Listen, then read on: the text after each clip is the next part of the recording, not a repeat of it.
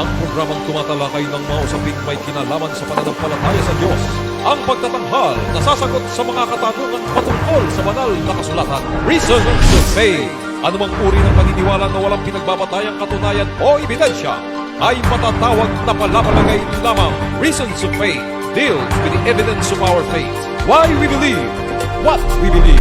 Ito ang programang walang pinapanigaw, ngunit mayroong tinitindigan. We don't take side, we take stand. Mula sa Reasons of Faith Media Ministries Studio, Manila, Philippines. Narito si Brother Melvin Sarmiento para sa Reasons of Faith Live. Isang mapagpalang araw ng linggo ang muling ipinapaabot ng programang Reasons of Faith sa lahat po ng ating mga ginigiliw na taga-subaybay. Kami po ay live na sumasabit sa inyo ngayong araw po ng Sabado. Araw po tayo ng Sabado ngayon, November 14, 2020 sa ganap na alas 3 ng hapon. Aming ikinagagalak na lagi po kayong nakaantabay sa ating programa upang ipagpatuloy po natin ang pagbibigay sa inyo ng kaalaman mula sa salita mismo ng ating hong Panginoong Diyos. Sa pagkakataong ito, amin pong ipaglilingkod muna yung mga katanungan ng ating hong mga kaibigan, ng ating hong mga kapatid na nakabinbin pa ho nung mga nakarang linggo sapagkat atin pong ginawang series yung 7 churches sa aklat po ng Apokalipsis. At ngayon po, sana dapat ay dahil second Saturday ngayon, yung atin hong Spirit of Prophecy series, ngunit meron po ngayong ginagawang anibersaryo ang Pasig Seventh-day Adventist Church. Kaya sa susunod na lang pong Sabado natin ipagkakaloob yung pagpapatuloy ng episode ho ng ating Spirit of Prophecy. Muli, atin pong ipaglilingkod mga katanungan po ninyo. At salamat po sa inyong patuloy na pagtitiyagan na hintayin po para masagot dahil po may mga paksa po tayong inilaan po sa inyo. Siyempre, akin din panawagan sa mga sandaling ito sa lahat ng ating mga estudyante. Paki-flash sa screen ang ating Reasons of Faith Bible Institute Season 4. So sa lahat po ng ating mga estudyante, so ginawa na po natin yung atin gagawin natin yung ating one-on-one evaluation sa lahat po ng ating mga estudyante. Ang ating first batch ito pong sa darating po na Sabado ng gabi alas 7. Pakitanggal na sa screen. Okay? Ang first batch po na ito yung ating kasi ito pwede nyong gamitin yung mga nag-submit naman po kayo ng ating reaction paper. Pwede nyo po yung gamitin doon po sa pagsagot sa mga itatanong ko po. Ito'y lumalabas na evaluation sa atin ng mga estudyante, no? Ito ang unang 8, itong darating na November 21, Sabado yan, alas 7 ng gabi, via Zoom. So, ito pang unahin, first come, first serve. Si Brother Nards, si Brother Vernon Arguelles, Sister Erica, Brother Justil, Sister Joy Magpolong, Brother Joey Galientes, ikapito si Sister Wilma, ikawalo si Brother Hunsan. So yun po yung unang 8 at every one-on-one 20 minutes. So si Brother Nards, eksakto alas 7 tayo, papadala ko po sa inyo yung link ng Zoom after 20 minutes, so 7:20. Si Brother Vernon, diyan sa bahagi ng Australia, kapatid ha, pakitansya 7:20.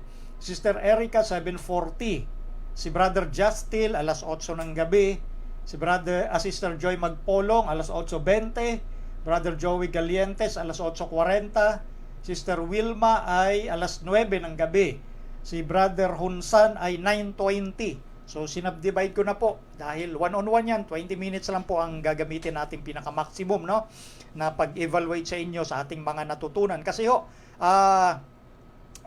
dahil ito, gaya ng madalas kong banggitin, ito ay first time na ginawa natin yung online. Dahil supposedly, ang Bible Institute from season 1 up to season 3 ay po yan kumbaga sa church po natin ginagawa sa venue at nakikita ko po yung mga estudyante harap-harapan. So, nasusubaybayan ko po yung kanilang progress sa pag-aaral na ginagawa natin. Hindi katulad dito sa online, bibira ko makita once a month lang sa meeting natin every fourth Sabbath naman. So, kinakailangan po na itong one-on-one ay kumbaga naisipan nating gawin dahil doon sa reaction paper medyo nung nabasa ko po medyo kinakailangan i-clarify ko po yung mga punto na sana nasundan po ng ating mga estudyante. So yun po yung part ng evaluation natin at hindi ko po pwedeng ibuhos muna dahil napansin ko nga medyo kinakailangang maipaunawang mabuti yung mga naunang subject. Hindi ko naman pwedeng ibuhos ng sunod-sunod kung doon sa unang 3 pa lang ay medyo kinakailangang ayusin muna natin. So basta doon sa mga mauna na ma-evaluate natin, sumunod na po, i-announce ko yung kasunod na date. Sa second batch, sa third batch, sa fourth batch, isa pa lang nakalista. So yung mga estudyante po, pakipasok na ho sa classroom, magpalista na ho kayo, starting fourth batch na ho. At tuloy-tuloy, yung laging tigwawalo po yan, then i-announce ko yung second batch ho natin. Gagawin nating mas mabilisan sana para ma-evaluate ko na lahat. So doon po sa mga hindi pa nakakaalam na meron tayong gagawing one-on-one, pakitulungan na lang ho sa mga estudyante po natin, sa ROF natin, meron naman tayong group chat sa Facebook. Brother Nards, paulit-ulit yung announcement para pumasok na sila sa classroom at magpalista na ho sila starting fourth batch. Kasi puno na po yung first up to third batch. So palista na po agad para mapanood po ninyo yung ating fourth lesson. Dahil sabi ko nga po, mahirap namang ibuhos ko na agad, yun pala yung medyo kailangan pang ipaliwanag yung lesson 1 to 3 dahil doon sa nakita ko kasi sa reaction paper. So napakahalaga po sa akin na matuto yung mga estudyante. Kaya hindi naman po ang estilo ng inyong lingkod ay buhos ng buhos kahit walang maunawaan. Dadahan-dahanin muna natin dahil kumbaga ang challenge dito online po kasi at yung ating mga estudyante ay sa iba't ibang bahagi ng ating mundo. So bihira ko lang ho sila makita. So kaya siguro sa ngayon dadahan-dahanin ko muna yung pagbibigay ng mga subject bago tayo pumunta sa next stage. Kinakailangan matiyak ko na kahit papaano ay nakakaunawa doon sa first 3 lesson ho natin. So pakiabot ho yung announcement at medyo natutulog po yung iba nating mga estudyante ho. Although yung iba naman nagpaabot sa akin ng kumbaga ng kanilang kumbaga dahilan kung bakit hindi agad sila nakakapasok. Kaya nung isa siya ay seaman at bihira magkaroon ng signal doon sa kanyang location. So naiintindihan ko po yon. At yung iba pang mga nagpaabot sa akin ng mga kadailanan, inuunawa ko po yun. Basta magpaabot lang ho kayo pag sakaling medyo magka-problema kayo doon sa inyong schedule. Kaya nga kayo ang pinapapili ko ng schedule. Pero sana agad-agad para ibig sabihin huwag naman patagalin ng abutin tayo ng 2 buwan para magpa-schedule, no? Pero kung talagang matindi yung dahilan, basta nakikita ko naman, iintindihin ko yan. Ang importante sa akin, basta sa meron kayong pagkukusa kung meron naman talagang libre kayo sa oras kasi nag-enroll po kayo diyan, therefore meron pong inilatag ang inyong lingkod ng mga patakaran. So ina-assume natin na hangga't magawa natin ang paraan, gawin ho natin. Ganun po 'yon yung atin hong panawagan kasi ito ay buong taon nating gagawin. So nakailang na tayo, nasa pang-4 na buwan na ho tayo. So yun po yung akin hong panawagan sa ating mga estudyante diyan. Next, paki-flash yung ating Reasons of Faith Media Ministry. Yan sa YouTube channel natin. Yan po yung ating link. At paki-subscribe po at i-click nyo lang ang notification bell. Okay, so bago tayo manalangin, magbabasa muna ako ng mga komentaryo ng atin hong mga kapatiran at mga followers po natin ng Reasons of Faith. Unahin ko, galing kay Brother Vernon Arguelles. Mapagpalang araw uli sa iyo, Bro Melvin, sa Team ROF at sa lahat ng mga followers. Watching again from Australia. Anak, paki-ano na lang, assist kasi medyo mabagal-bagal ang mami mo. Mahirap kasi pag dala-dalawa yung hinahawakan. Okay? So, ganun talaga. Anyway, next, galing kay Nadim Ney, watching from Dammam, Kingdom of Saudi Arabia. Okay? Kay Nilia Sugnimod, or Dominguez marahil to. Watching from United Arab Emirates, good afternoon ROF and to all followers. Galing kay Sister Ronquillo Marilu, good afternoon ROF Ministry. Ito may bahay ni Brother Nanding from Japan. Okay, next, galing kay Seferina Binbinin de Vera. Good afternoon, Brother Melvin, ROF team, and everyone. Thanks sa Holy Spirit na remind ako na alas 3 or 3 p.m. na pala. God bless. Praise God. Nire-remind tayo dahil ang ROF natin 3 o'clock lagi, Saturday and Sunday. Galing naman kay Brother Nards. Magandang araw po sa lahat at ROF time na naman.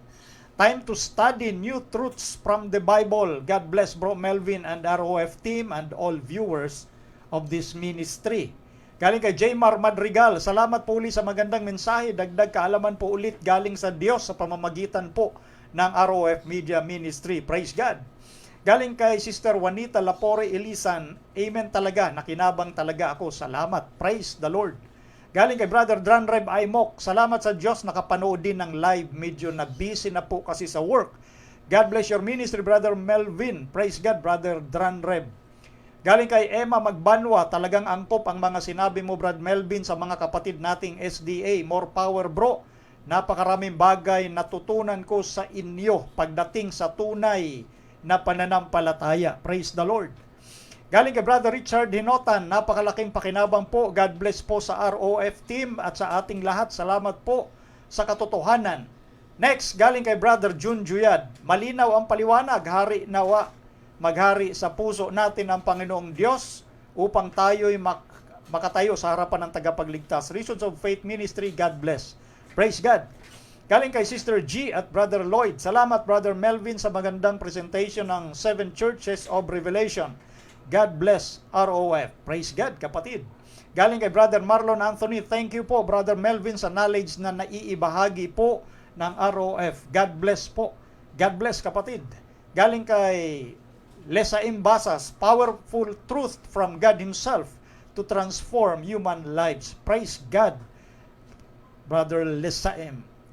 Galing kay Juanita Lapore, Elisan, reputation ni Kristo dapat dami ngayong walang spiritual discernment. Mabuti talaga, tinalakay mo. Salamat bro. God bless your ministry. Praise God.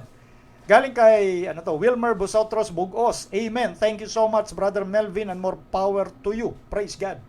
Galing kay Dr. V. Ornopia. Thank you, Brother Melvin. It really is a spiritual feast. God bless ROF team. Praise God. Galing kay Brother Rodrigo Kabugaw. Ito ay mula sa Montreal. Good morning, Brother Melvin and ROF team. I am very grateful for your ministry. Thank you so much for all your references and visual aids that you have shared with us. Indeed, it is very informative. I'm a Seventh-day Adventist for quite a long time, but still I am zero knowledge about the lessons you have presented to us. This is the reason why I would like to watch all your videos, even the videos of the previous years, and share them all with our church members here in Montreal. Alina, susundan mo ba? Since I receive your videos for free, I would share them for free also. Amen. I hope and pray that I would not be able to forget what I have learned from you. Thank you also for helping us next to understand every lesson that you have presented on those videos. I wish I could remember everything. Most importantly, I pray that the Holy Spirit will help me to put into practice those lessons you have presented to us through your ROF Media Ministry in my everyday life as I prepare myself and my family before the most terrible days come. May the Lord God richly bless you and your ministry as you continue sharing God's messages and warnings in these last days. Again, thank you very much. Okay, you're welcome, kapatid. Walang problema. Purihin ang ating Panginoon. Yan yung mga nabasa natin nung nakaraan. Ito, magbabasa tayo ng mga live dito. Ali babasahin ko dito. Naka-live to Mga nanonood sa atin, Brother Jesse Fajardo, Charmaine de Guzman, Rodolfo Famorcan, Ronald Rendora, Pascual Comelior, Helen Aaron, Rodolfo Famorcan. Uy, nabanggit ko na yata. Brother Jimmy De La Rosa, Josie Taban, at yung iba hahabol pa. Pero tuloy na ho tayo sa atin hong kumbaga proper ng atin hong pagsagot sa mga katanungan. So, nagbabasa tayo sa mas mabilis na oras para ma-recognize, ma-acknowledge natin yung ating mga followers at maagang nakatutok ngayon sa atin hong programa. Bago ang ating pagtalakay, tayo po muna magtatalaga sa ating Diyos sa pamamagitan po ng isang panalangin. Ama naming Diyos, kami po'y nagpapasalamat na marami sapagkat niloob ninyo na magkapagtaguyod ng programa muli ang Reasons of Faith sa araw ng Sabat at sa oras ng ito ng hapon. Dalangin namin na samahan kami ng inyong Santong Espiritu upang maging makabuluhan ang aming pagdadala ng mensahe.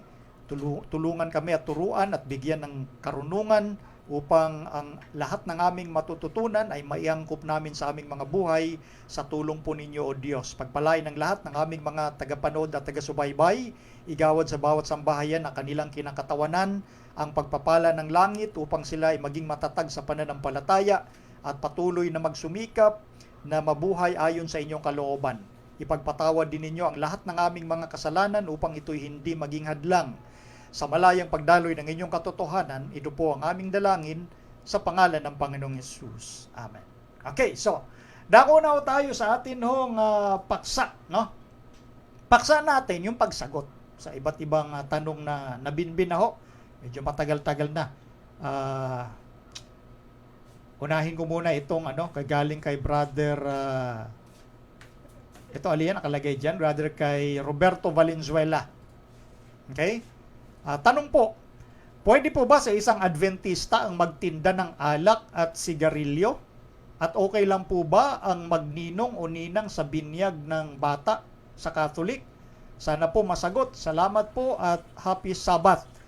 Maraming salamat sa inyong tanong, kapatid na Roberto, no? Siyempre po doon sa unang tanong regarding sa pagtinda ng alak at sigarilyo, hindi ho dapat. Bagamat ito'y natanong na nung mga nakaraan pa, matagal-tagal na ho. Siguro hindi napanood ng ating kapatid, no? Bagay sa ating church manual, nakalagay na ho yan. Yung mga ganitong uri ng patakaran. Kasi ho, sa Biblia, hindi ho naman talaga uubra yan. Kasi nga tayo, kumbaga, tinuturing natin na ang Biblia ang ating pinakabatayan ng ating paniniwala at pananampalataya. Yung mga nakasulat sa church manual ng Seventh-day Adventist, galing lahat yan sa Biblia. Yung mga prinsipyo, lalo't higit. So, kung tayo po ay naniniwala na, siyempre sa mga Adventista, na hindi ka dapat tumatangkilik ng mga ganitong gawain, gaya ng pag-inom ng alak at paninigarilyo, bakit mo itutulak sa iba yung mga bagay na alam mong hindi mabuti? So, kung halimbawa, yung gaya na sinasabi nilang common sense, kaso ang common sense is not common at all. Wag o basta tayong maniwala doon na common sense. Common sense is not common at all. Iba-iba ho ang common sense, depende sa sentido po ng tao yan. May mga common sense na common, pero hindi lahat ng common sense ay common.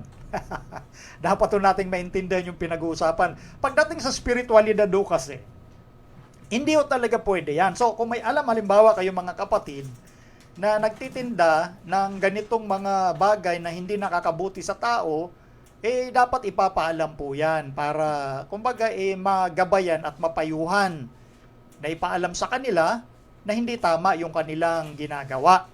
Ganun ho yan. Yung proseso ni Kristo ang gagamitin natin. Ano ba yung proseso ng Panginoong Hesukristo? Di ba nasa Matthew chapter 18, doon po yung sinasabi ng ating Panginoon na kapag nakita natin yung kapatid na nagkakasala, kasalanan ho ito. Hindi kausapin natin. No? Ngayon, kung hindi makinig sa iyo, di magsama ka ng 2 o 3. Then, pag hindi pa rin makinig doon sa inyong lahat, hindi isama mo. O kumbaga, dalhin mo ang usapin sa iglesia. Yan po ang proseso ni Kristo na nakakalungkot, hindi masyadong ina-apply sa lahat ng mga localities. Mas nangyayari pa nga na chinichismis yung tao bago makarating sa tao yung concern Di ba hindi maganda? Yung napag-uusapan na siya ng mga kapatid sa buong iglesia, sa halip na kausapin lang siya at ipaalam sa kanya yung maling bagay na kanyang ginagawa. Ngayon, kung hindi siya makinig, yun, sundin yung proseso ni Kristo. Idaan sa church discipline. Alam niyo po, ang church discipline hindi nagdidisiplina dahil gusto ka lang magdisiplina. Meron nung kadahilanan kung bakit dinadaan sa disiplina. Dahil yan po ay pag-purify, paglilinis ng iglesia. Pangalawa, mapanatili yung kadalisayan ng katuruan ng ating Panginoon kasi tayo bilang church, nagre-represent tayo. Nagre-represent sa ating Panginoon. So, kinakailan dalisay ka nang nagre-represent. Yung sa iba kasing kumbaga, dumaan sa ganitong pagkakamali, pagkakasala, ang discipline ay paraan po yan ng tinatawag na pag-redeem sa tao. No? redemptive dapat yung principle ng ating pagdidisiplina. Redemptive, ibig sabihin, yung nagkakasala ay pabalikin, dalhin sa tama, ibalik sa katuwiran. Hindi yung disiplina gaya ng iniisip ng ibang sipain palabas ng church. Hindi yung ganon. Dumarating yung mga tinatawag na disfellowship, lalo na sa mga mabibigat na kasalanan like adultery at yung iba pang mga bagay na nabanggit sa Biblia at nakatala naman sa ating church manual, dadaan doon dahil proseso yun ng ating Panginoon para madalisa yung iglesia. But it doesn't necessarily mean na takwil ang tao sa kaligtasan. Never na pinag-uusapan yung kaligtasan, kundi yung akto ng disiplina na ang nagtaguyod naman ay ang ating Panginoong Diyos. Dapat sinusunod yon. So, yun po. Kaya sa mga ganitong gawain na may nagtitinda at nagpapakilalang Adventista, ito po ay kasiraan sa mga Seventh-day Adventist. Higit sa lahat, sa ating Panginoong Jesucristo bilang representative ka, tapos nagtitinda ka ng mga bagay na hindi mo tinatangkilik. So, dinadaan po yan sa tamang proseso sa disiplina ng Panginoong Jesucristo. Redemptive ho dapat.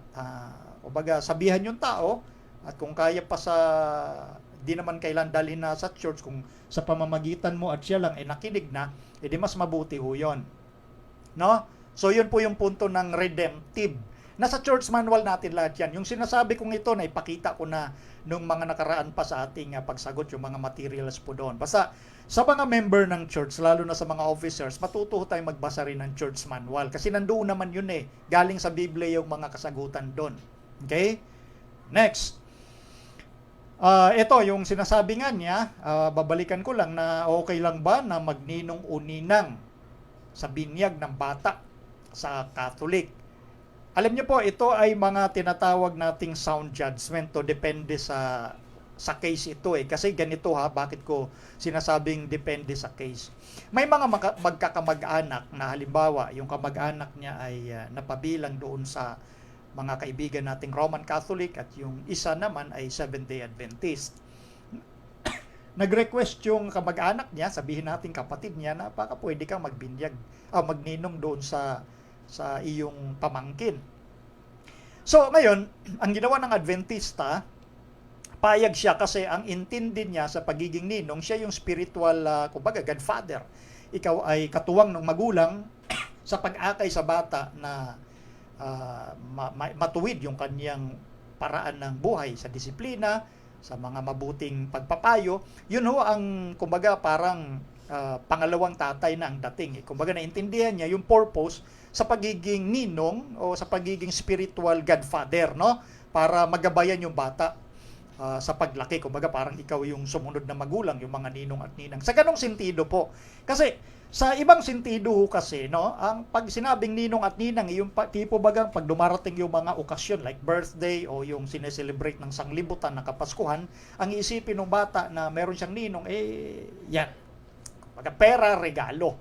Nagiging baloktot ho yung usapin pagdating sa usapin ng pagiging spiritual godfather or spiritual godmother na nagsisilbi dapat na naggagabay sa bata na lumaking tama at maging makadiyos.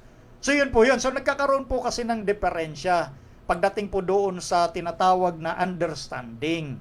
Ngayon, yung binanggit natin kanina, halimbawa yung magkakapatid, yung isa ay Catholic, yung isa ay Seventh-day Adventist, pumayag yung kanyang kapatid na Adventist, pero doon sa punto na hindi siya sumasama doon sa ritual na ginagawa doon sa loob ng iglesia ng kanyang kapatid na Roman Catholic. Kasi sasama ka sa mga seremonyas doon, magsisindi ka ng kandila at magpapabless ka o kung anumang seremonyalis ginagawa doon. Pwede bang hindi gawin yon? Ang importante, pumayag ka na maging spiritual godfather kasi ikaw ang nakakaalam ng tama, ikaw ang nakakaalam ng kautusan ng Diyos, dapat ikaw ang umintindi kung ano yung dapat tayuan mo lang doon. No? Hindi yung sasama ka sa kung anumang mga seremonya. So, yun yung sinasabi natin kanina, depende yan sa sitwasyon kung paano mo naiintindihan yung usapin sa pagiging ninong at ninang. No? So, magkaibang dalawang bagay yon. So, dapat nating maintindihan yung punto na yon. Okay? So, yun po yung ating kasagutan. Kung may follow-up po kayo, pwede po kayo mag-forward. No? At hanggat maaari lang, sa inbox kayo mag-forward ng inyong mga tanong. Sa Reasons of Faith Facebook account, sa inbox po. Kasi Sabi ko nga po sa inyo, pwede naman dyan sa mag-comment kayo dyan sa video. Kaso, minsan pag natabunan, hindi ko na nakikita. Hinahanap ko. Minsan yung Facebook nagfi-filter ng mga message. So, yung na-forward nyo, nawawala. Nagfi-filter siya eh. So, yung mga hinahanap ko, hindi ko na, kumbaga, makita-kita. Sayang. Sayang yung tanong. Hanggat maaari sa inbox ko kayo mag-forward. Sunod nating ipaglingkod na tanong galing kay Brother Mayo. Kay Mayo de Leon Loyola. Okay? Ang sabi ho rito, good afternoon and happy Sabbath, Bro Melvin. God bless sa iyo at sa buong team ng ROF. Gusto ko lang itanong sa gawa Gis 9 hanggang 16. Tungkol sa pangitain ni Pedro, tungkol sa lahat ng uri ng hayop na may 4 na paa, at ang mga gumagapang sa lupa at ang mga ibon sa himpapawid. Kabilang ang mga karumaldumal na hayop na sinasabi sa pangitain ay pwede nang kainin sapagkat ang nilinis daw ng Diyos ay huwag ituring na marumi. Gusto ko lang malaman kung sino yon nagsalita sa pangitain at totoo ba na ang karumaldumal na pagkain ay nilinis na. Dagdag ko lang Bro Melvin, malinaw sa akin ang sinasabi ng Biblia at ng ating propetisang si Ellen G. White na hindi ipinahihintulot ang pagluluto sa araw ng Sabat. Gusto ko lang malaman, Bro Melvin, kasi kapag Sabat yun, mga plato, kutsara na aming ginamit, pagkain ay hindi namin. Next, ito hinuhugasan hanggang hindi lumulubog ang araw. Kasi malinaw sa ika-4 na utos na huwag kang gagawa ng anumang gawa araw ng Sabat. Wala pa kasi akong nabasa sa Biblia na ipinahihintulot ang paghuhugas ng mga pinagkainan sa araw ng Sabat kasi ayaw ko din naman palabnawin ang kautusan kapag hindi pwede, bawal at laging bukas ang isip ko sa mga katotohanang aking matutuklasan sa banal na kasulatan. Maraming salamat and more blessings to your ministry. Okay, maraming salamat Brother Mio sa iyong magandang katanungan at salamat sa pagiging bukas na isip, no? Sige, isa-isahin natin tong sinasabi niya sa tanong regarding doon sa hayop na malinis at hindi malinis sa Aklat ng Gawa, Kapitulo 10. Simulan nating basahin doon sa talatang 9, pakilagay sa screen. Nang kinabukasan nga, samantalang sila'y patuloy sa kanilang paglalakad, at nang malapit na sa bayan, si Pedro ay umakyat sa ibabaw ng bahay upang manalangin ng may oras na ika-6. Gis. At siya'y nagutom at nagnais kumain. Datapwat samantalang nangagahanda sila ay nawalan siya ng diwa. 11. At nakita niyang bukas ang langit at may isang sisidlang bumababa, gaya ng isang malapad na kumot na nakabitin sa 4 na panulok na bumababa sa lupa. 12. Na dooy naroroon ang lahat ng uri ng mga hayop na may 4 na paa, at ang mga nagsisigapang sa lupa, at ang mga ibon sa langit. 13.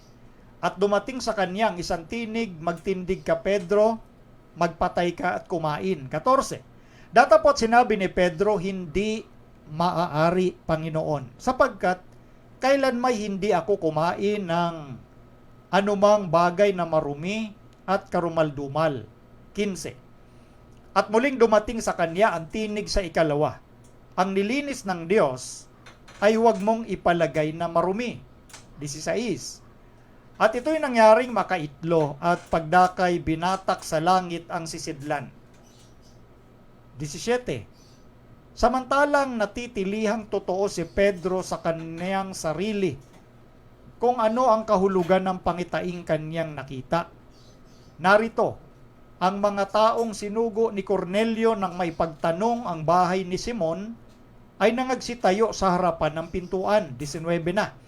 At samantalang iniisip ni Pedro ang tungkol sa pangitain, ay sinabi sa kanya ng Espiritu, narito, hinahanap ka ng 3 tao. 20. Datapot magtindig ka at manaog ka at sumama ka sa kanila, na huwag kang mag-alinlangan ng anuman sapagkat sila'y aking sinugo.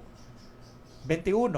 At pinanaog ni Pedro ang mga tao at sinabi, narito, ako ang hinahanap ninyo. Ano baga ang dahil ng inyong ipinarito? 22. At sinabi nila, ang senturyong si Cornelio na taong matuwid at matatakutin sa Diyos at may mabuting patutuo ng buong bansa ng mga Hudyo ay pinagpaunawaan ng Diyos sa pamamagitan ng isang banal na anghel na ikaw ay paparoonin sa kaniyang bahay at upang makarinig sa iyo ng mga salita. 25. At nang nangyari na pagpasok ni Pedro ay sinalubong siya ni Cornelio at nagpatira pa sa kanyang paanan at siya'y sinamba. Okay, tapos na tayo doon. Ito pong binasa natin, may kinalaman nga po sa pangitain. No? Pangitain, vision, pangitain ni Pedro na ipinagkaloob ng ating Panginoon. Okay? So doon sa pangitain, ang unang tanong nga, sino yung nagsalita? Siyempre yung Panginoon na doon sa pangitain yun. Yung Panginoon nating Diyos, no? Na doon yung nakita yung kumot, na nandoon yung iba't ibang uri ng mga hayop. At ang sabi nga doon, yun yung may malinis at hindi malinis. Yun nga po yung tagpo na kung saan si Pedro ay tumanggi. Kasi sabi niya, Panginoon, kailanman hindi ako kumakain ng marumi at karumal-dumal. 3 times na nangyari yon. Bagamat sinabi ng Panginoon kay Pedro na magtindig ka, Pedro, magpatay ka at kumain. 3 times, tinanggihan ni Pedro yon. Kailanman, hindi ako kumain. Ngayon, nung magising si Pedro, sabi sa talata, natitilihan siya. Ibig sabihin, he was perplexed, naguguluhan. Tungkol doon sa kanyang pangitain. Kung ano ang kahulugan. So, since ang Bible, paulit-ulit nating sinasabi, historical grammatical approach. Kasama na yun yung grammar, yung paggagamit. Grammar ho natin Sa makatuwid, kaya ginamit ng Diyos yung tao para ipasulat yan, para tayong tao magkakaunawaan sa lingwahe natin. So, doon sa punto na yung salitaan na yun na sinasabi, doon sa talatang 17 na ating nabasa, na iniisip ni Pedro, natitilihan kasi siya, naguguluhan kung ano yung kahulugan. Sa makatuwid, yung panaginip na yon, yung pangitain na yon, merong kahulugan. Usually ho, pag pangitain, hindi po yan yung literal na gustong mangyari ng Panginoon. Kapag lalo na gumamit siya ng mga symbol, merong kahulugan yon. Yun ang usual na pagpaparating sa pamamagitan ng pangitain. May kahulugan. Hindi ka agad-agad dadako sa isang konklusyon na may kinalaman ang usapin doon sa karumal-dumal na mga hayop sa aklat ng matandang tipan, in particular sa Levitico 11 at Deuteronomio 14. Hindi ka kaagad magja-jump into conclusion na yung mga karumal-dumal na binanggit doon, nilinis na ng Diyos. Maya-maya, tutuloy natin ang pagpapaliwanag dyan, no? Kumbaga, binabalikan lang muna natin yung mga talata. And then, nung magising si Apostol na Pedro, merong naghahanap sa kanyang 3 lalaki. Tapos, ang sabi ng Espiritu Santo kay Pedro, huwag kang mag-atubili, yung 3 yan, sinugo ko. So, ang Espiritu Santo nagsugo kay Pedro. Doon sa pangitain, 3 beses nang atuwiran si Pedro, dahil kailanman hindi ako kumakain ng marumi at karumal-dumal. And then may 3 lalaki na mga hintil, na ang sabi nga ng Espiritu kay Pedro, ng Espiritu Santo, huwag kang mag-atubili. Doon pa lang sa punto, bakit naman mag-aatubili si Pedro? Ito, sa pagpapaliwanag natin, kasama dito yung cultural, maliban sa grammatical, yung cultural understanding ng mga Hudyo. Maliban sa theological. Yung theological, may kinalaman sa utos at batas ng Diyos patungkol doon sa mga bagay na dapat kainin at hindi. So itong binabanggit nating 3 lalaki na nagpauna agad ang Espiritu Santo na huwag kang mag-atubili o huwag kang mag-alangan, sa ating salita, huwag kang magdalawang isip, yan 3 mga lalaking yan, bagamat hintil, pinarapraise ko na, sinugo ko yan, sabi ng Espiritu Santo. No? Bakit mag-atubili? Kasi nga, cultural background ng mga Hudyo, sa kanilang understanding, hindi dapat sila nakikisama o lumalapit sa mga taga-ibang bansa dahil nandoon yung possibility na mahawa sila sa kanilang karumihan.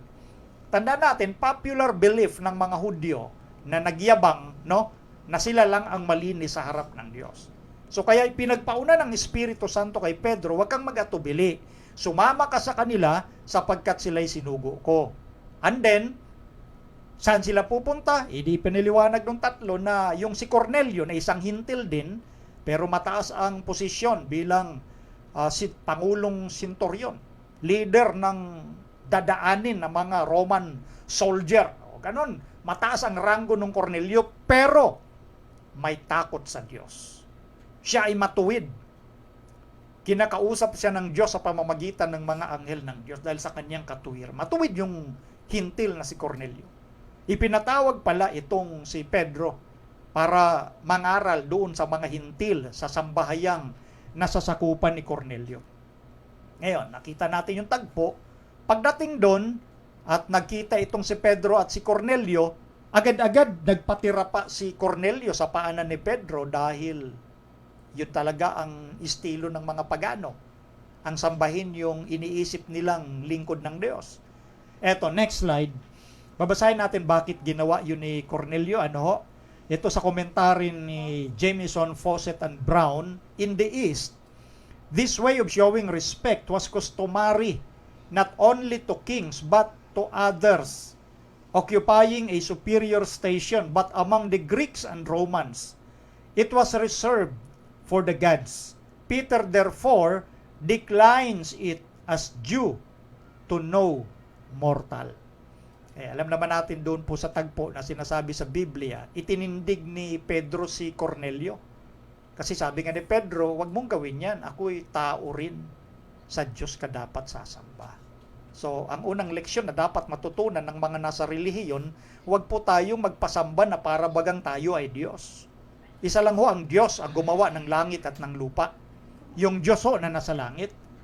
So, gawain ho ng mga pagano na yung ganong uri ng akto, sumasamba sila sa kanilang mga Diyos. At sinaway naman agad ni Pedro yon. Ano ho? Sinaway naman agad. Tandaan natin, bagamat si Cornelio may takot sa Diyos, pero pagano pa rin po siya. At dito natin makikita na ang Diyos nga hindi nagtatangi ng tao as long na ang tao ay handang ganapin ang kalooban ng Diyos.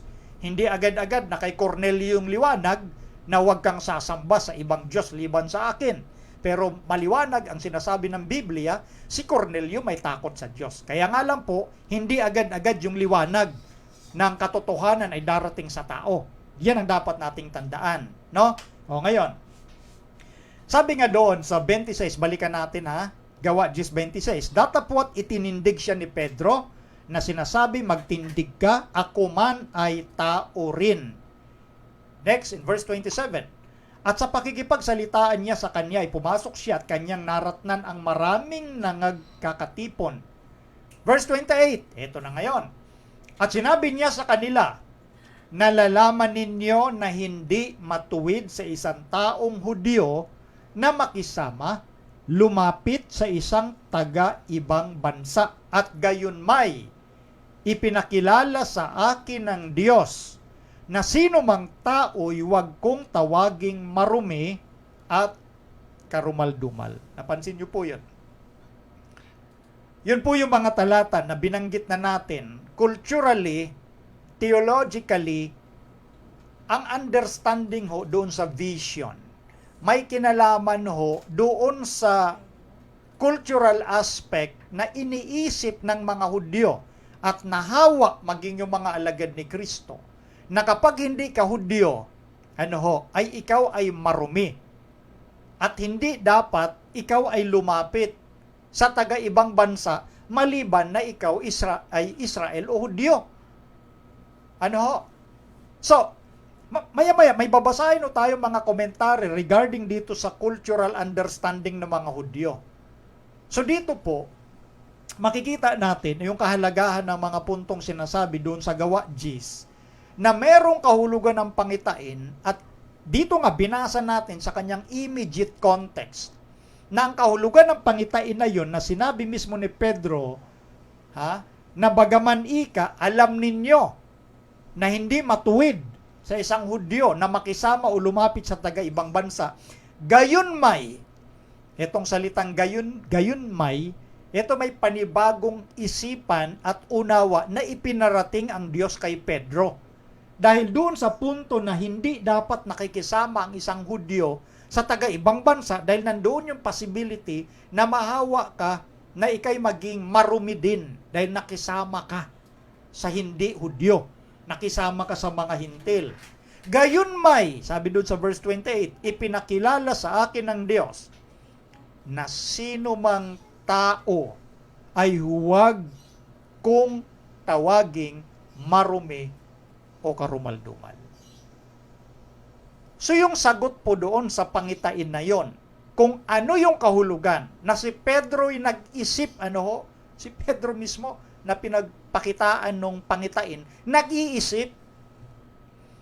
Hindi agad-agad dumating sa unawa ni Pedro na, yung mga karumaldumal sa Levitico at Deuteronomio, Panginoon, nilinis mo na. Hindi yun ang konklusyon ni Apostol Pedro. Kaya nga sinabi niya, gayunmay ipinakilala sa akin ng Diyos.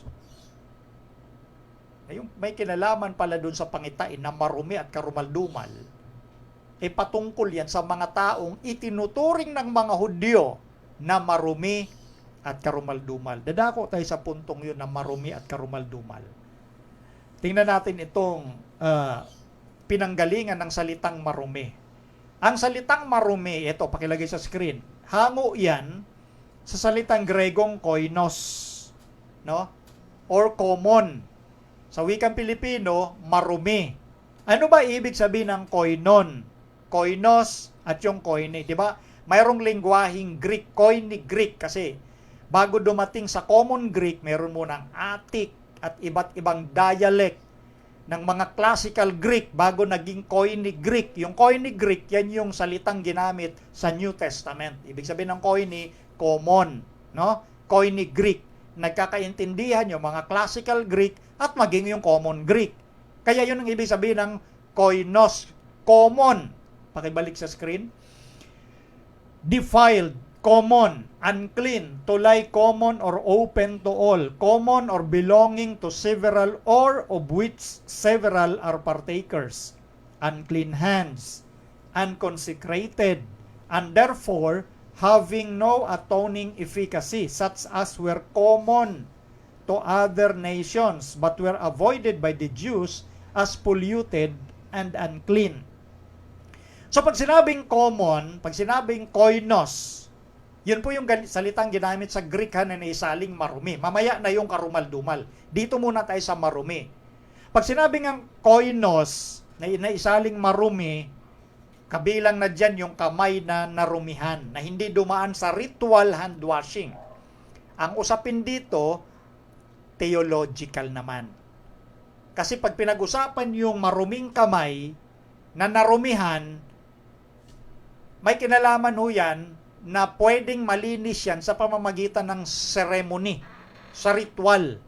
Kaya ang mga Hudyo, meron silang kaugalian na sa pagising nila sa umaga, nagdumadaan muna sila sa ceremonial hand washing. No? Dahil yung kamay nila, syempre pag natutulog ka, hindi mo alam, nahahawakan yung iyong mga masiselang bahagi ng katawan. So para sa kanila, impure na yung kamay. Impure. Yun nga yung koinos, marumi. Pero nalilinis yan through ritual hand washing. Ganyan yung ginagawa nila. Maliban doon, halimbawa, nakasalubong sila ng prosesyon ng patay. Napalapit halimbawa, kasi may distance ang mga Hudyo na yan eh. May certain distance yan na dapat nandyan ka sa certain distance. Kasi kung napalapit ka doon sa distansyang nasa kanilang misna, yung misna, yung kanilang mga komentary, no? Yung mga Talmud, yung mga komentary ng mga Hudyo yan, pag lumagpas ka doon sa distansya, napalapit ka doon sa prosesyon na, halimbawa, di mo naman sinasadya, pero sa tingin mo ay, napalapit ka doon sa distance, dadaan ka rin sa ceremonial hand washing, yan, ritual. At halimbawa, galing ka sa palengke, dadaan ka rin sa ritual hand washing. Hindi ang pinag-uusapan doon ay simple hygiene. Na tama lang naman talaga, syempre bago tayo kumain, yun yung hygiene ang pinag-uusapan doon. Maghugas ka ng kamay. Pero dito sa pinag-uusapan na ito, na ginamit nga rito yung Mark chapter 7 verse 2, doon sa salitang koinos o naisaling maruming kamay, yun ay ritual ang pinag-uusapan. Ceremonial, walang kinalaman sa hygiene.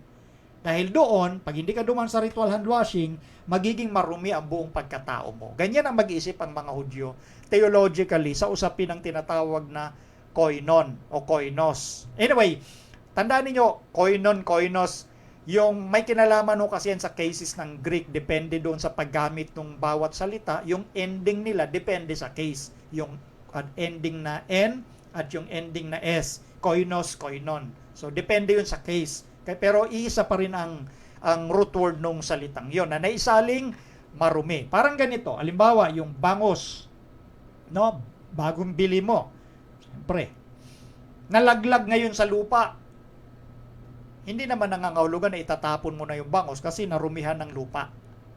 Huhugasan mo lang yan. Yun ang tawag doon sa pagkarumi niya, koinos, marumi. Ba't ko binanggit yon? Mamaya-maya, sa susunod na salita, yung karumal-dumal naman. Para maintindihan ninyo yung punto kung paano iniintindi ito ng mga Hudyo. Lalo na dun sa pangitain na yun, na sumisimbolo pala sa tao. Ito naman. Ito na yung pangalawang salita, yung karumal-dumal. Pakilagay sa screen. Yan naman sa Grego, yan yung akatartos. Sa wikang Pilipino, karumal-dumal. Unclean by legal or ceremonial standards, where akatartos seems ultimately to refer to all idolatrous worship and hidden impurity.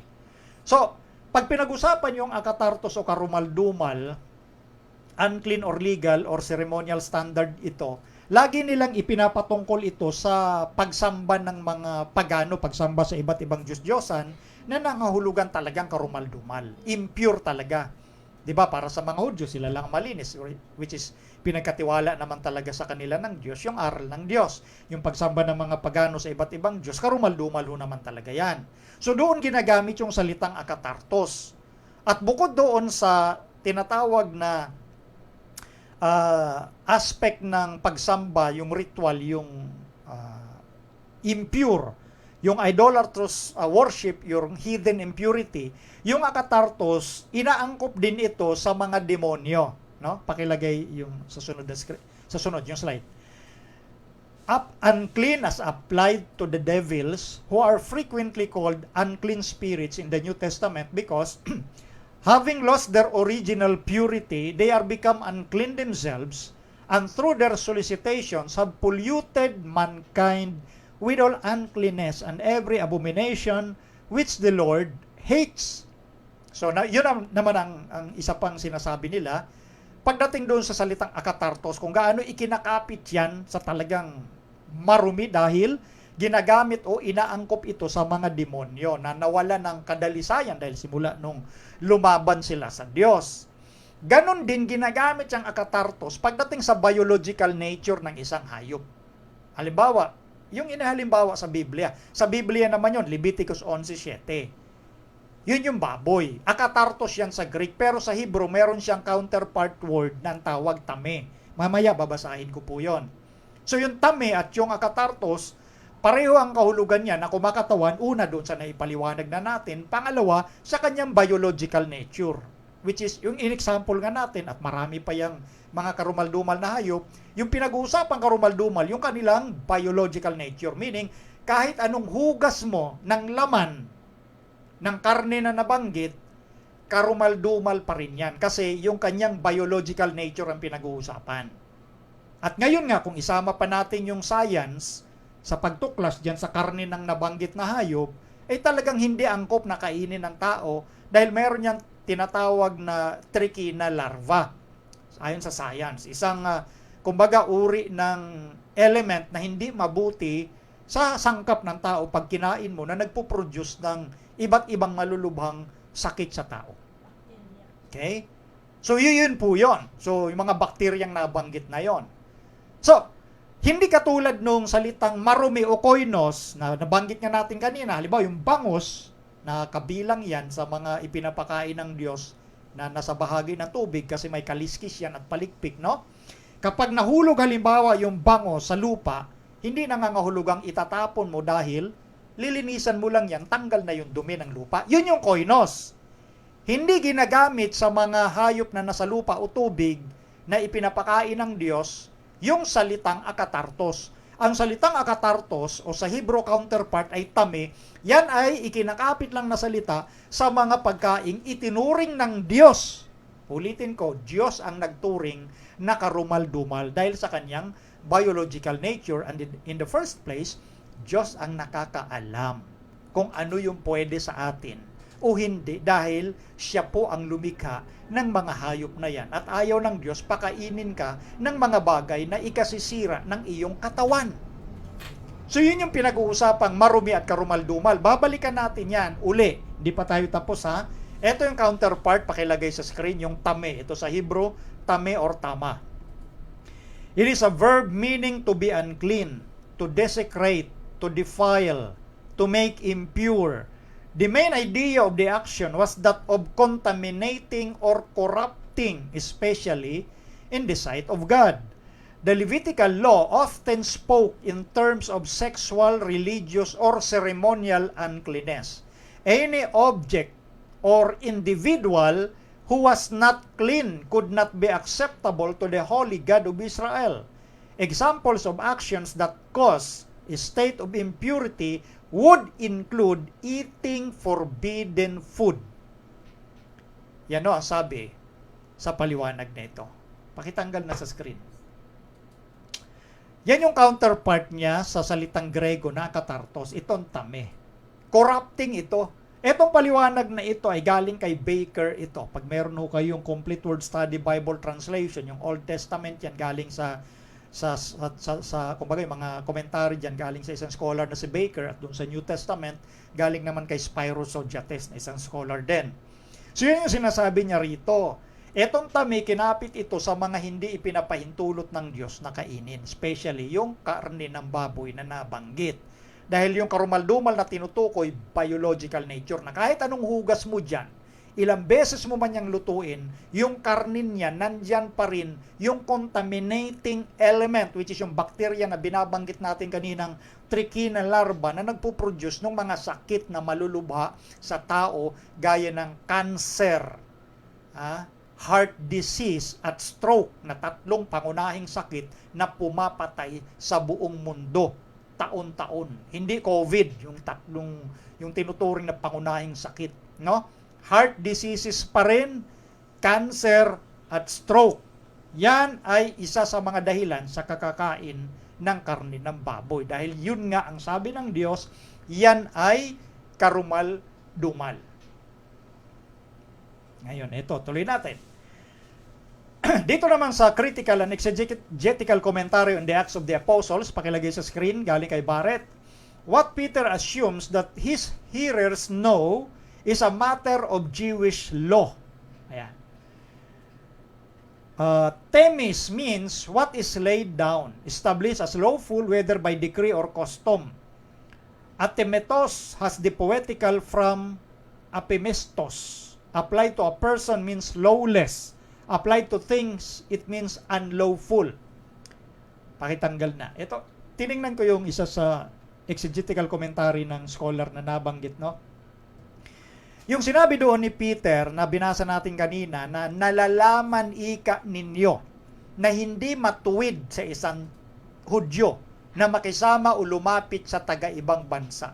Okay? Yung binabanggit niyang narinig na o nalalaman, nung sinabi ni Peter, nalalaman ninyo, may kinalaman ika sa matters ng Jewish law, itong sinasabi natin dito, may kinalaman sa nabuo nilang isipan ng mga Hudyo na masyado silang aloof na lumapit sa mga taga-ibang bansa dahil sa possibility na mahawa sila, maging ceremonial unclean sila. So doon sa pangitain, makikita ninyo yung punto. Kaya sinabi ni Pedro na gayon may ipinakilala sa akin ng Diyos na sino man tao, huwag kong tawaging marumi o karumal-dumal, kasi ganito po yun. Si Pedro, kasama ng mga Hudyo, ang tingin nila sa kanilang sarili, malinis. Ang tingin nila sa taga-ibang bansa, maliban na ikaw Hudyo or Israel, karumal-dumal. So kaya hindi sila nagkakaroon ng tinatawag na pakikisama. Okay? Kung dumating man sa punto na hindi maiwasan na sila'y lumapit o gumamit ng mga kasangkapan ng mga hintil, dadaan ang mga Hudyo sa ceremonial. No? Sa mga ceremonial, sa mga ritual na ginagawa para maging malinis uli sila.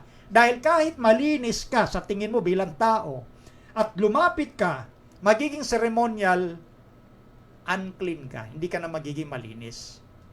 So ang punto ganito, sa pangitain na nakita na yon, nandoon ang lahat ng uri ng hayop malinis at karumaldumal.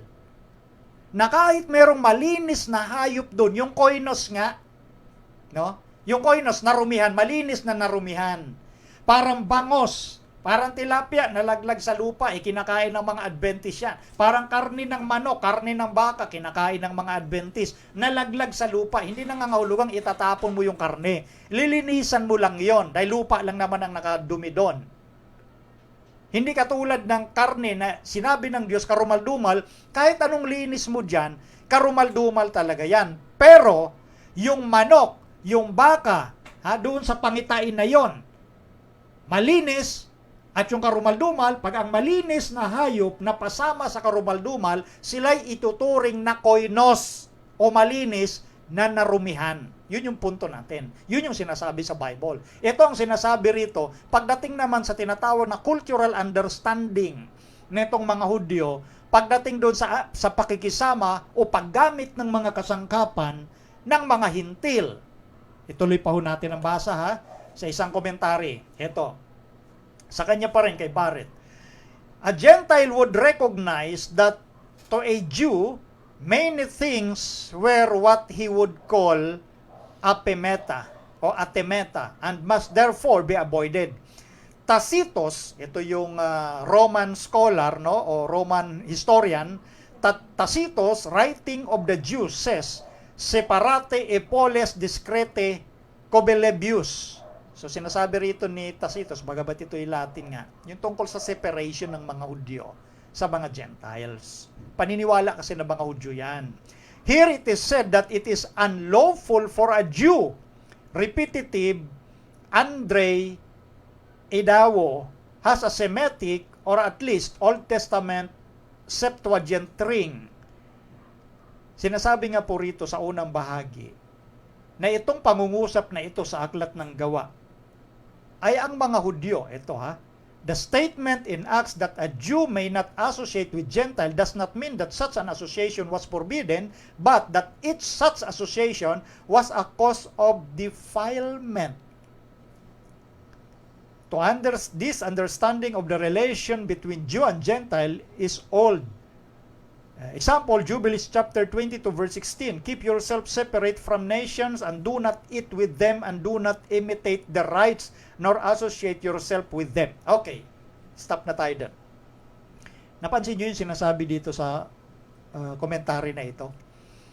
Sinasabi naman nga na kumbaga, ipaparaphrase ko naman, hindi naman talaga per se na bawal kang makisalamuha, kundi yung pakikisalamuha mo sa hindi Hudyo, magdudulot yan ng possibility ng mahawa ka sa karumihan nila. Kaya nga, sabi natin kanina, dumadaan ang mga Hudyo sa kumbaga, ceremonial cleansing, sa paglilinis ng sarili dahil, ako, nahawakan ko yung gamit o damit nitong mga hintil. So, para sa kanila, yung pagkatao nila marumi, therefore, dadaan sa ceremonial, sa mga ritual na paglilinis. Nakasulat din yan sa mga, ito, yung mga Jubilee, ito yung book ng mga Hudyo ito, na nagawa particularly nung 2nd century BC, no? So, yung nagkokos ng, nagiging dahilan ng defilement, yung kanilang association. So, dadaan sila saan? Sa ceremonial na paglilinis. So, yun. Kaya, ang mga Hudyo hanggat maaari, hindi talaga sila nakikisama. Kaya napansin nyo sa kasaysayan ng Gawa, nung si Pedro ay nakisama na sa mga hintil, no? Tapos dumating sa isang pagkakataon, dumating yung mga Hudyo kasama si Pablo, itong si Pedro ay umiwas sa mga hintil. Dahil baka anong sabihin ng mga Hudyo, kaya kumbaga pinagalitan siya o pinagsabihan ni Apostol Pablo na kumbaga wag ka magpa-ipokrito, magpakatotoo ka. So alam naman natin kumbaga yung ginawa ng Diyos kay Pedro, pinaunawa na nga sa kanya eh. Ngayon, nailang lang si Pedro dahil baka may masabi yung ibang apostol kagaya ni Pablo na bakit ka nakikisama dito sa mga hintil. Alam naman ni Pedro yung sinabi na sa kanya ng Diyos eh. So doon sa puntong yun, nagpaka-ipokrito si Pedro kaya pinagsabihan siya ni Apostol Pablo doon sa Galacia, no? So yun. Kumbaga hinahanay lang natin yung mga kaganapan ho rito. So, ito yung matinding usapin sa mga Hudyo. Ginawa nilang theological yung naging cultural understanding nila na pag sila special na tao, bayan sila ng Diyos, wag sila dapat makihalubilo. Ang purpose nga ng Diyos, kaya kayo nandyan.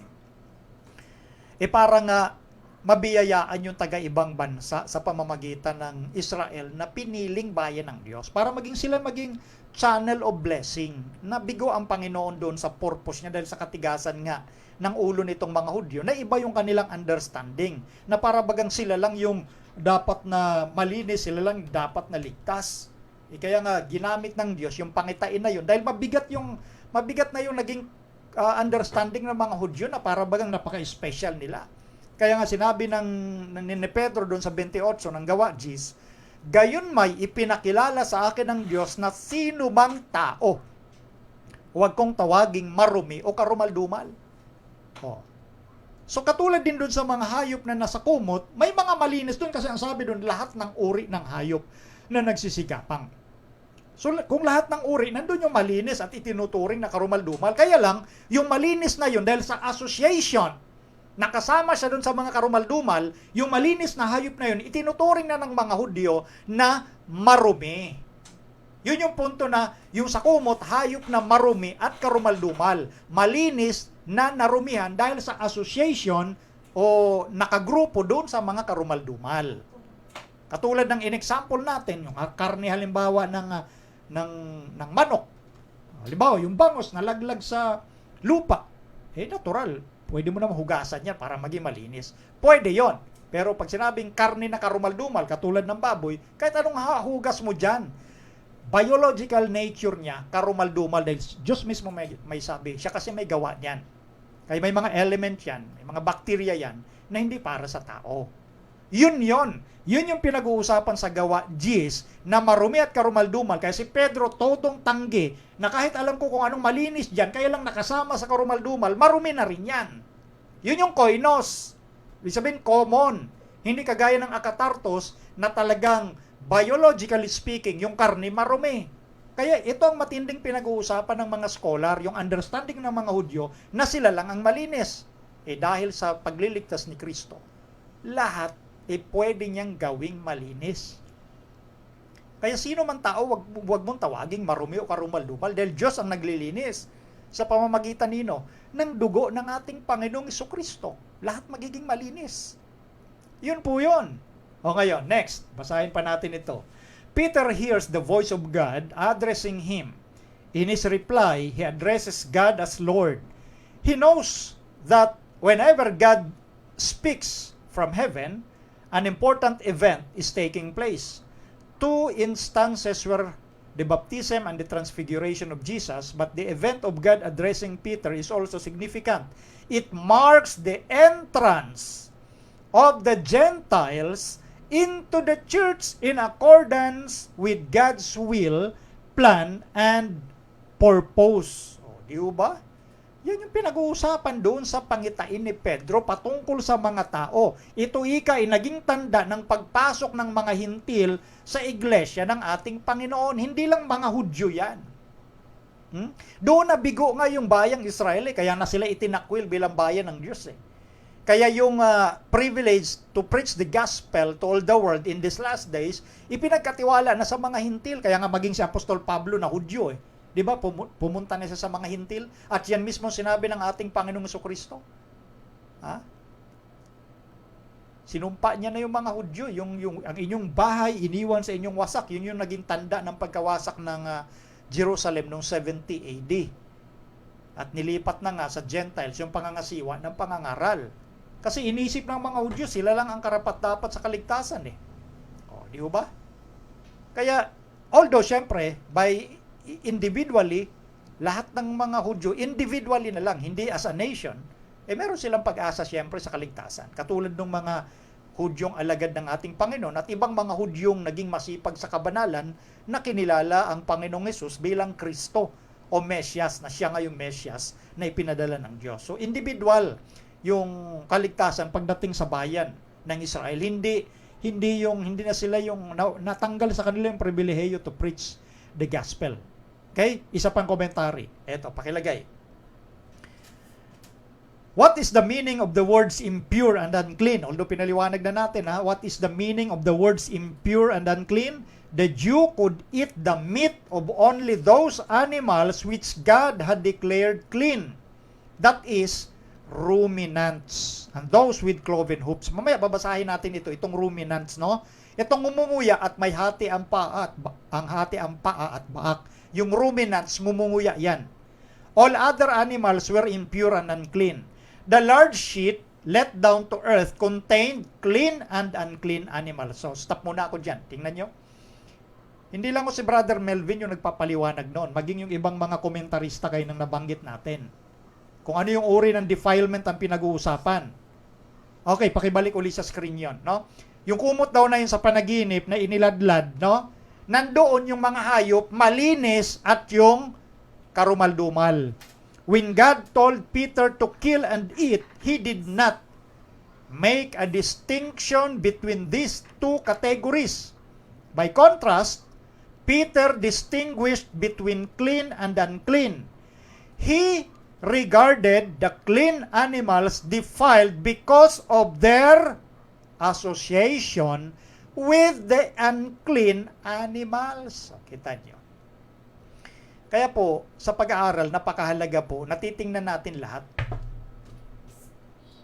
Pakitanggal na sa screen. Pag nabasa na, okay na yan. Yan. So, yan o yung sinasabi.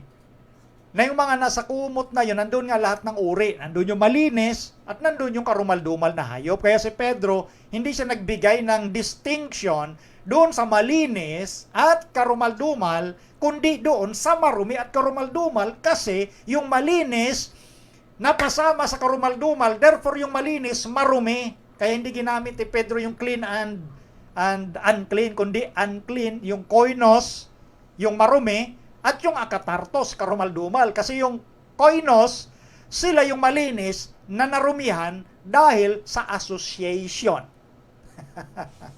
Doon sa karumal-dumal. So kaya yan ay pumapatungkol sa tao na ang understanding ng mga Hudyo, naging culture na nila, na sila lang yung malinis, na pag nakisama ka, mahahawa ka sa karumalan ng mga taga-ibang bansa. Yun ang pinag-uusapan dyan.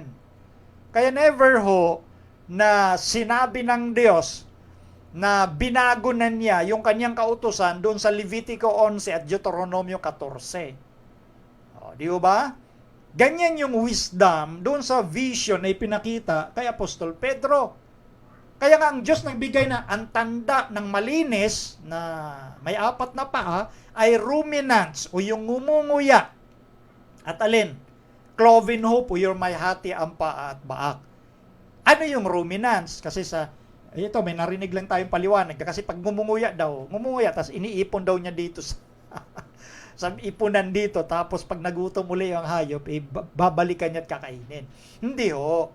Pag sinabi mo kasi ngumunguya, ruminants, ito ay nakadesign sa bawat hayop na ginawa ng Diyos, kaya tinuring niya na malinis. Katulad halimbawa ng baka, or kambing, or tupa na mga ruminants. Bakit sila ruminants? Ito, papakita ko sa inyo kung ano yung ruminants. Ito, pakilagay sa screen.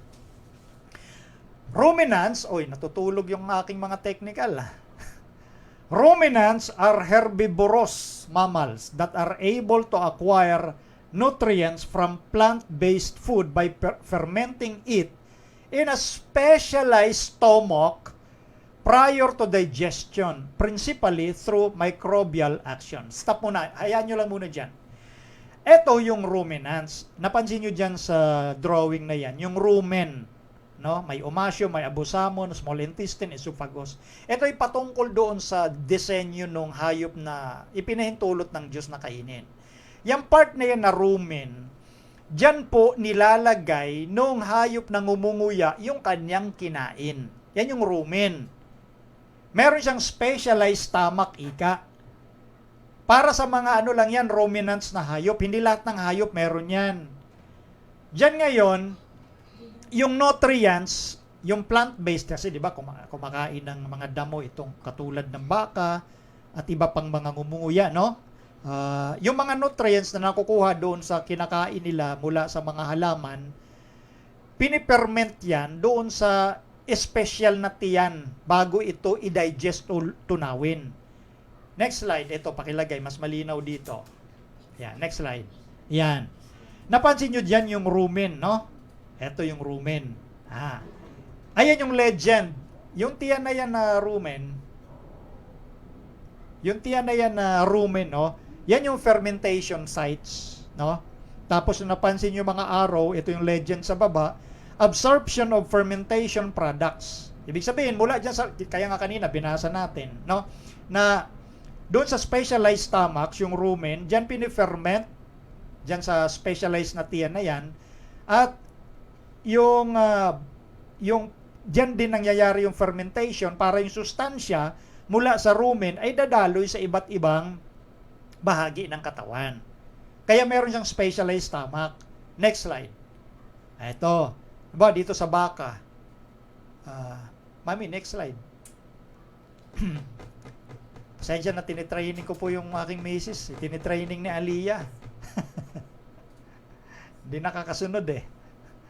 Okay, ayan. Ano ba, ito yung baka. Ayan o, napansin nyo yung rumen, yung number 1. Diyan. Yan yon.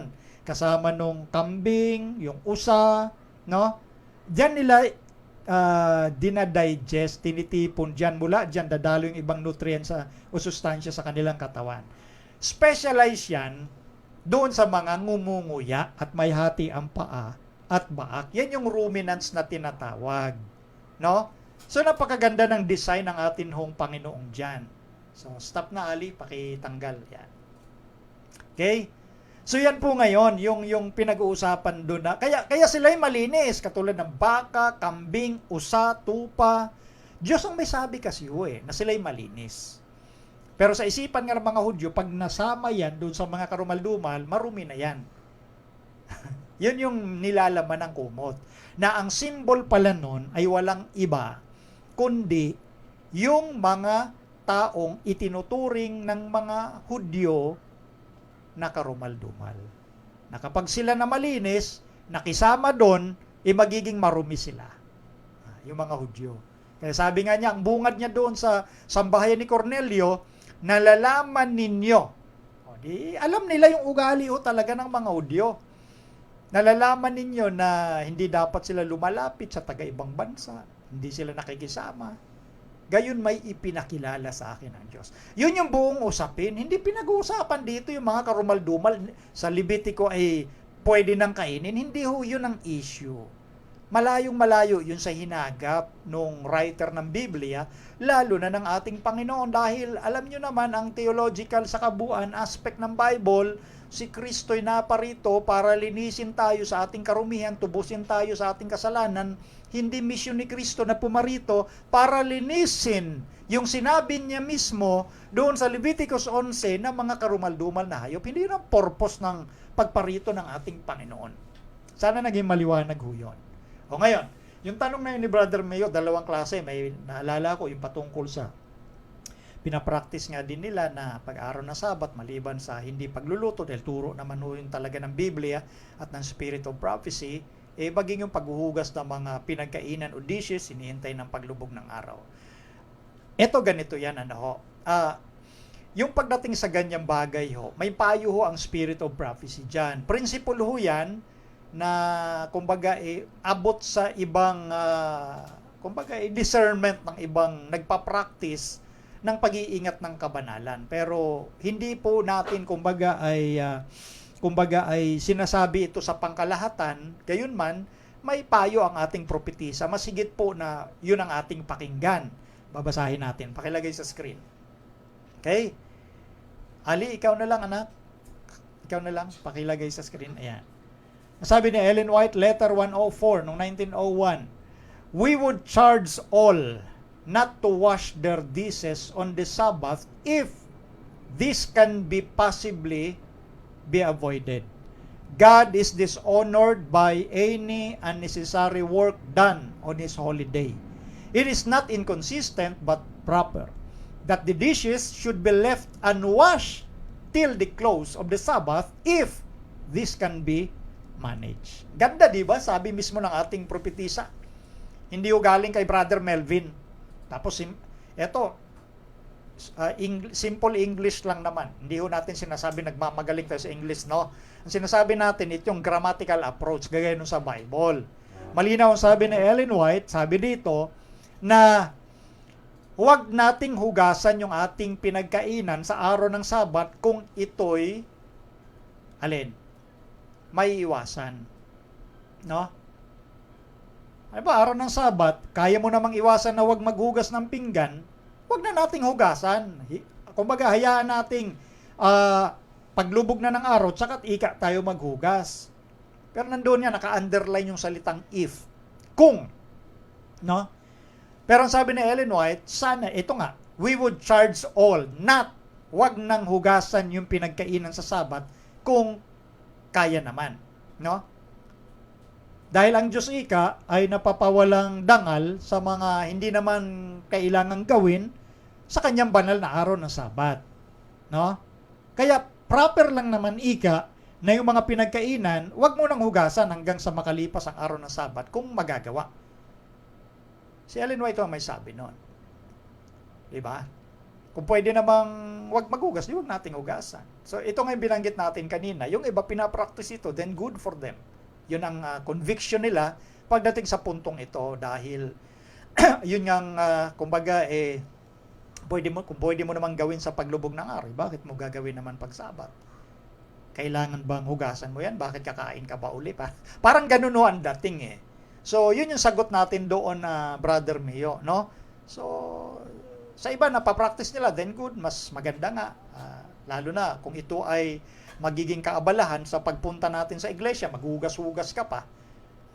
Sa ngayon lang kasi medyo hindi pa naman talaga kumbaga normal na nakakabalik ang lahat ng kapatid sa gusali natin sa pagsamba dun sa ating iglesia, no? Sa ngayon sa bahay pa lang naman. So hangga't maaari, eto nga yung pinapayo ng ating propetisa, bagaman ganun, kahit sa bahay lang tayo, iwasan natin yung mga hindi naman kailangan gawin. Yun yung sabi ng ating hong propetisa. Maliwanag naman ho yan dyan. No? At wala ritong judgment. No? Wala ritong pinag-uusapan judgment. Kaya lang, may binabanggit dito, ang Diyos ay napapawalang karangalan, na dishonor siya sa mga hindi naman kailangan gawin sa banal na araw ng Sabat. Diba? Maliwanag ho yun. Pamimili. Sabi mo na, bibili-bili ka pa sa araw ng Sabat. Maliban siyempre sa emergency. Although natalakay na natin ito, balikan nyo. Nung May 24, mahaba ang ating pagtalakay dyan. Diba? Ngayon ay November 14. Tagal na yun, tinalakay ko na ito. Nadagdag lang ni Brother Mio pagdating sa paghugas. At ito nga po ang sagot ng ating propetisa. Okay? Next question, galing kay Brother Bandwain Tumulva. Mahaba ko talaga yung pagsagot natin doon. Kailang himayin yung gawa GC. Sabi rito, hi po, good day po. May tanong po ako if ang 10 kautusan ay para lang sa tao. How about po ang mga angels? Subject ba sila sa 10 utos? If hindi subject ang angels, what commandments ang na-break ng angels? Maraming salamat. So, yun yung tanong ni Brother Bandwain, no? Ano daw po, kung yung 10 kautusan ay para lang sa tao, subject ba or may kautusan din ba ang mga angel o subject ba sila ng kautusan? At ano yung kautusan na na-break ng mga angel, speaking doon sa mga sumama kay Satan? Ang usapin ganito ang usapin ng Biblia, ito po yung tunggalian or great controversy between God and Satan, between Jesus and Satan.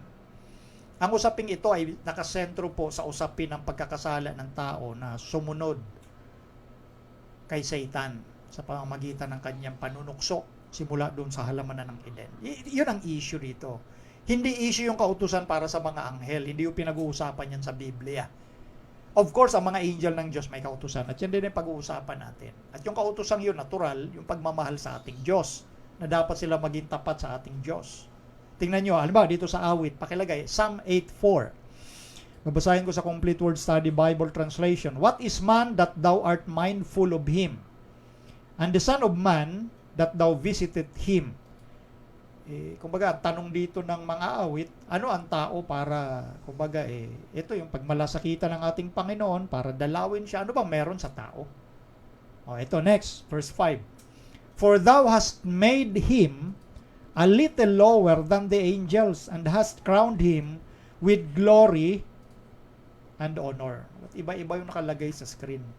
Anak, hindi pa rin ma-perfect ba ng mami mo?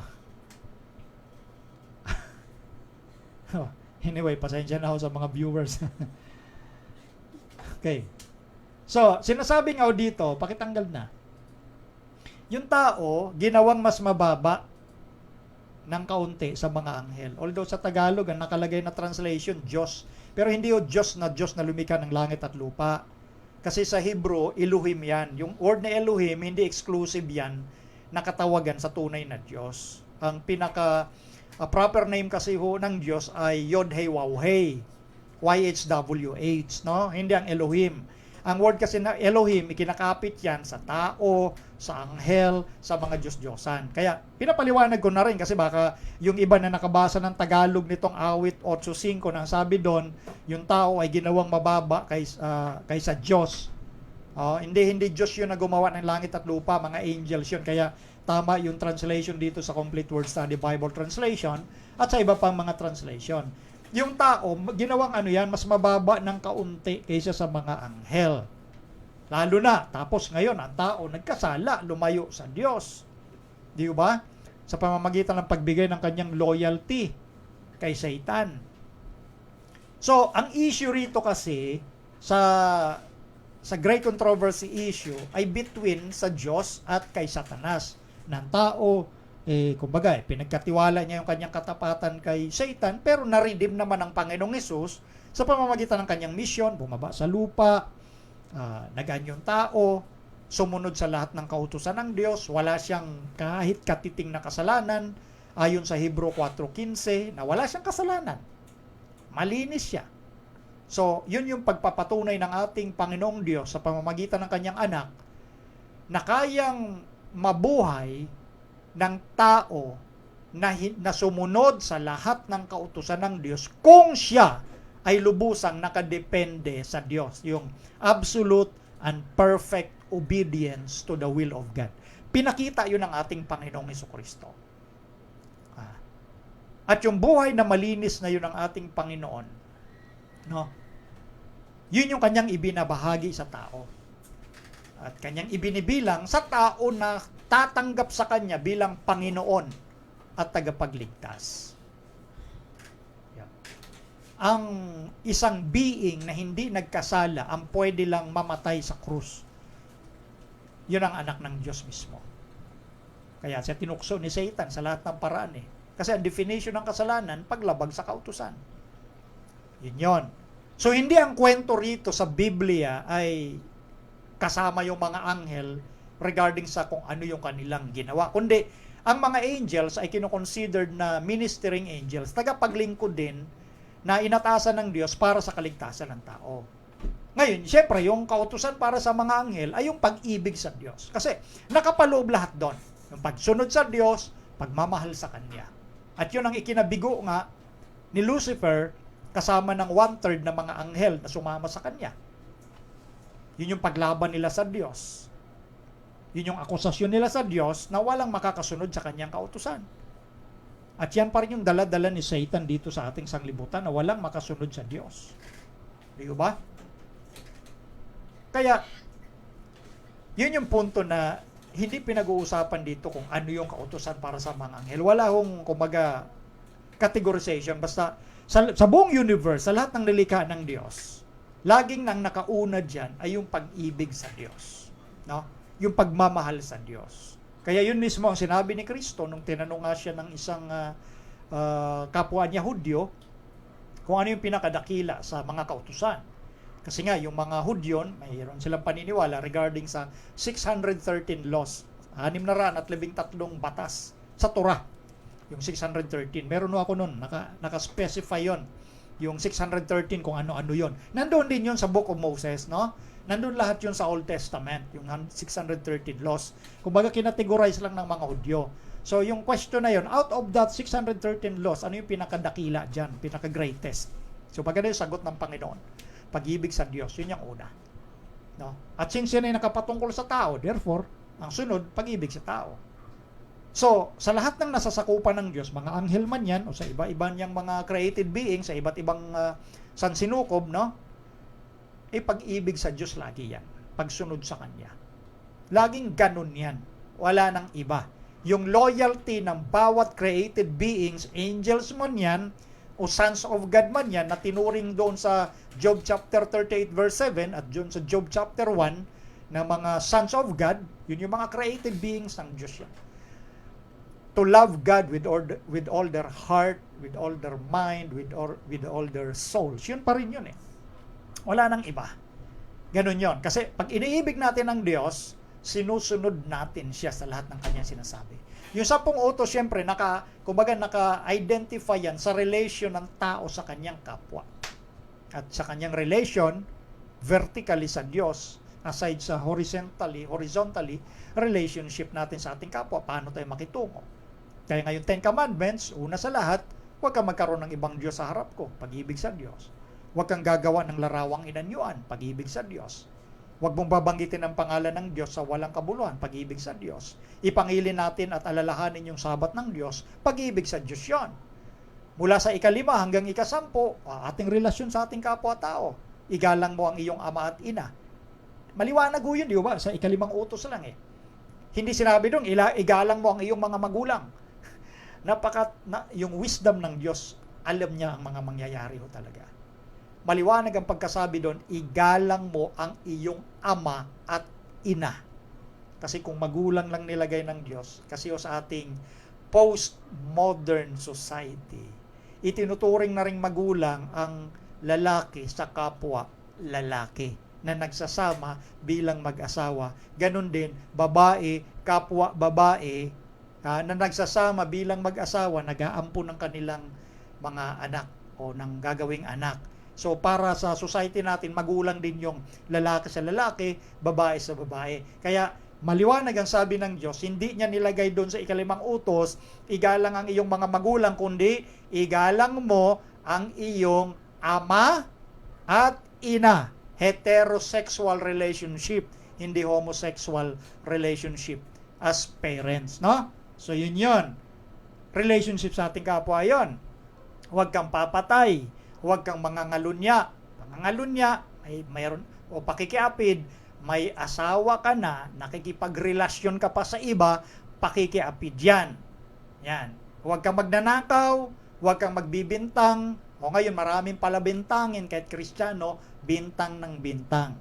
Sabi nga ng mga millennials, bintang pa more. 10, huwag kang mag-iimbot, huwag kang mananakim, huwag mong sakimin yung kung anong meron ng iba. Magkakaroon ka rin yan, magtiwala ka sa Diyos, yun. So, yung 10 utos, nakakategorize yan sa relasyon sa Diyos, relasyon sa kapwa-tao. At ang 10 utos sa legal term, itinuturing na apodictic law. Pag sinabing apodictic, it is a set of standard by example. Meaning, hindi mo mababasa isa-isa sa 10 utos yung mga batas na susundin mo. Ang 10 utos, yan ay pamantayan.